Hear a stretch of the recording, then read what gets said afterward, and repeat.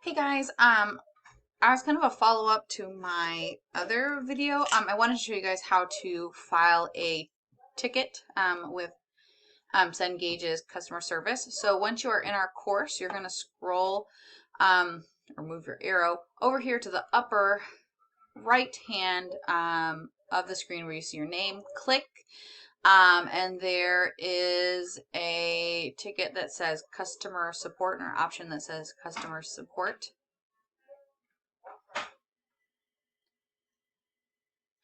And then from here, it'll have some information already preloaded. And so the primary issue, you're going to leave this alone.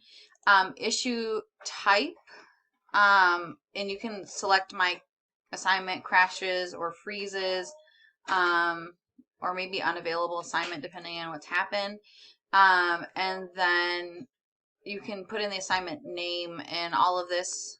If you want to CC me on these tickets, you're more than welcome to. But the only way I think that we can hopefully quickly get Cengage to resolve the issue is to literally flood them with tickets.